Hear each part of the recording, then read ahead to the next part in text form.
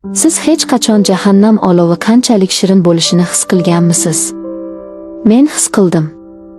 O'sha kuni singlim oshxonada biz uchun dasturxon tuzayotgan bir paytda, men dahlizda, uning eri, o'z pochcham bilan taqdirning eng xavfli chizig'ida turardim.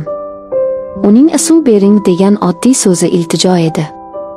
Uning barmoqlari qo'limga tekkanda, nikoh uzugim barmog'imni kuydirib yuborgandek bo'ldi. Men xoinmanmi? Yoki shunchaki kechib bo'lmas sevgining qurbonimi? Bu hikoya xiyonat haqida emas, bu vaqtida topilmagan va endi butun umrga armon bo'lgan ikki ruhning fojiasi. Tinglang va meni hukm qilishga shoshilmang. Assalomu alaykum, mening sirdoshlarim.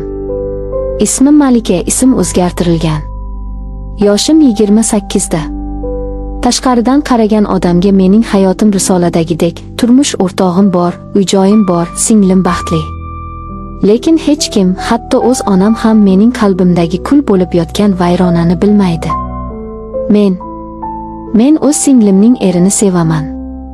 Bu gapni aytishning o'ziyoq tilimni kuydirib yuboryapti, lekin haqiqat shu. Hammasi qanday boshlanganini so'rasangiz, balki taqdirning g'alati hazili deysiz. Erim Rustam aka yaxshi inson. Mehnatkash, oilaparvar. Lekin bizning o'rtamizda olov yo'q edi.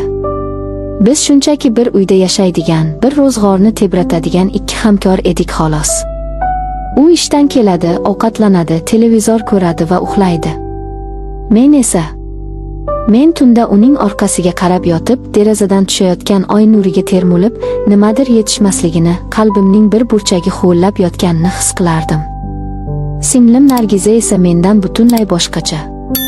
Sho'x, quvnoq, hayotga tashna. U Sardorga turmushga chiqqanda men chin dildan xursand bo'lgandim. To'y kuni Sardorni ko'rib, singlimning baxti bor ekan, kelishgan yigit ekan deb o'ylagandim xolos. O'shanda yuragimda hech qanday g'alayon yo'q edi. Lekin vaqt eng ayyor dushman ekan. Biz tez-tez oilaviy yig'ilardik. Sardorning hazillari, uning dunyoqarashi, ayol kishiga bo'lgan nozik e'tibori meni asta-sekin o'ziga torta boshladi. U Nargizaga qanday qarashini ko'rib, ichimda hasad emas, balki nega menda bunday emas degan og'riqli savol tug'ilardi. Erim menga bir og'iz shirin so'z aytishga erinsa, Sardor singlimning har bir harakatini ko'klarga ko'tarardi. Men o'zimni taqqoslay boshladim. Va eng dahshatlisi, men Sardorni kuta boshladim. O'tgan oyning oxiri edi. Kuzning zax havosi hukm surayotgan kunlar. Singlim va Sardor biznikiga mehmonga kelishdi. O'sha kuni men o'zimga oro berdim. Odatdagidan ko'ra chiroyliroq ko'ylagimni kiydim, atir sepdim. Bularning hammasi kim uchun ekanligini o'zimga tan olishdan qo'rqardim. Mehmonxona to'rida o'tirganimizda Sardorning nigohi tez-tez menga tushayotganini sezdim. Avvaliga bu shunchaki tasodif deb o'yladim. Lekin ayol kishining sezgisi aldamaydi. Uning nigohida oddiy qarindoshlikdan ko'ra chuqurroq, iliqroq va xavfliroq bir narsa bor edi. Men choy uzatayotganimda u piyolani olayotib barmoqlarimga sekin tegib ketdi. Ataylabmi yoki bexosdanmi bilmayman. Lekin o'sha soniyada butun tanamdan elektr toki o'tgandek bo'ldi. Men shoshib qo'limni tortib oldim, choy ozgina to'kildi. Kechirasiz, opa, qo'lim qaltirab ketdi, dedi u kulimsirab. Lekin ko'zlarida siz ham sezdingiz-a degan so'zsiz savol bor edi. O'sha oqshom men uchun ham azob, ham rohat edi. Erim va Sardor siyosatdan, ishdan gaplashardi. Nargiza esa menga yangi ko'ylaklari haqida tinmay gapirardi. Men faqat Sardorning ovozini eshitardim. Uning kulgusi, uning harakati, uning bo'ynidagi tomirlarning tepishi. Hammasi menga magnitdek ta'sir qilardi. Men o'zimni gunohkor his qilardim. Bu sening singlingning eri. Esingni yig'i Malika deb o'zimni ich-ichimdan yeb bitirardim. Lekin yurak aqlga bo'ysunmas ekan. Kechki ovqat vaqti bo'ldi. Nargiza va men oshxonada edik. Singlim quvnoq holda salat to'g'rardi.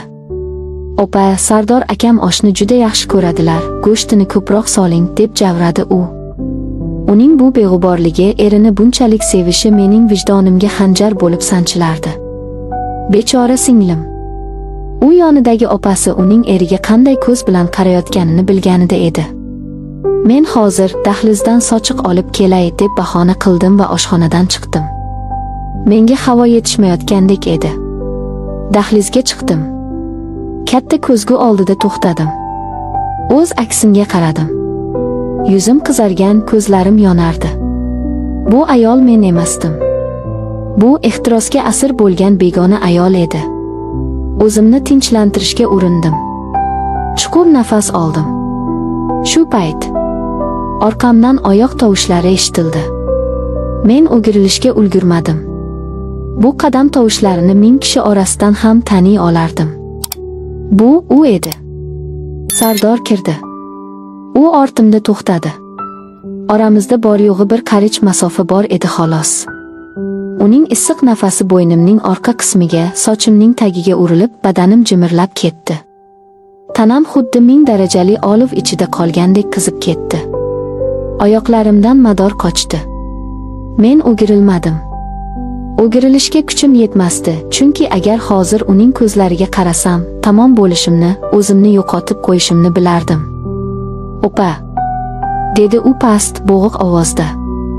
Bu ovozda opa degan hurmat emas, balki erkak kishining ayolga bo'lgan tashnaligi bor edi. "Suv", dedi u yana. "Suv bering", chanqab ketdim. Bu oddiy so'z emas, iltijo edi. Uning chanqog'i suvga emasligini ikkimiz ham bilardik. Men titrayotgan qo'llarim bilan dahlizdagi stol ustida turgan grafin va stakanga uzaldim. Stakanni to'ldirib, ortimga o'girilmasdan, ko'zgudan unga qarab uzatmoqchi bo'ldim. Lekin u stakanni olmadi. U mening qo'limdan tutdi. Atigi bir soniya. Ammo shu bir lahzada vaqt to'xtab qoldi. Uydagi shovqin, oshxonadagi singlimning ovozi, mehmonxonadagi erimning televizori, hammasi o'chdi. Faqat biz ikkimiz qoldik. Uning kaftlari olovdek issiq, barmoqlari esa qattiq va talabchan edi. U mening bilagimni siqib, go'yo shu teginish orqali butun ruhimni sug'urib olayotgandek edi. Nafasim bo'g'zimga tiqilib qoldi. Lablarim qurib, so'zlashga majolim yo'q edi. Men sekin, juda sekin unga o'girildim. Biz yuzma-yuz turardik. Uning ko'zlarida, o Xudo, uning ko'zlarida men kutgan va men qo'rqqan o'sha ifoda bor edi. Unda nafrat yo'q, unda hukmronlik va cheksiz istak bor edi. U menga bir qadam yaqinlashdi. Men orqaga tisarildim, belim ko'zgu rafiga tegdi. Qochishga joy yo'q. "Sardor", dedim pichirlab. Bu ism og'zimdan chiqqanda u xuddi duo kabi yangradi. U boshini egdi. Uning yuzi mening yuzimga shunchalik yaqin keldiki, kipriklari yuzimga tegib ketayozdi. Uning ifori, o'sha aqlimni olgan, aralash tamaki va qimmatbaho atir hidi dimog'imga urildi. Bu hid meni mast qildi. Uning nigohi lablarimda, keyin ko'zlarimga qadaldi. "Nega?" deb so'radi u shivirlab. "Nega biz oldinroq uchrashmadik? Nega taqdir bizni bunday jazoladi?" Uning bu savoli mening qalbimdagi yashirin yarani tirnab yubordi. Demak, u ham meni o'ylarkan. U ham qiynalarkan. Bu bir tomonlama emas ekan, quvonch va dahshat bir vaqtda yuragimni egalladi. U qo'lini ko'tarib, yuzimga tushgan bir tola sochni qulog'im orqasiga o'tkazdi. Uning barmoqlari bo'ynimga tegib o'tdi. Bu teginish xuddi pichoq kabi o'tkir va yoqimli edi. Men ko'zlarimni yumdim. Agar hozir u meni o'psa, men qarshilik qilolmasdim. Men hamma narsaga rozi edim. Singlimni, erimni, dunyoni unutishga tayyor edim. Shu payt, "Opa, suv topolmay qoldingizmi?" degan Nargizaning sho'x ovozi eshitildi. Biz chaqmoq urgan daraxtdek bir-birimizdan uzildik. Sardor chaqqonlik bilan orqaga tisarildi va stakanni qo'limdan yulqib olgandek oldi. Men esa muzlab qolgan joyimda qotib turardim. Yuzim oqarib ketgan, nafasim hansiragan. Nargiza dahlizga kirdi. Qo'lida salat idishi. "Voy, Sardor aka, shu yerdamisiz?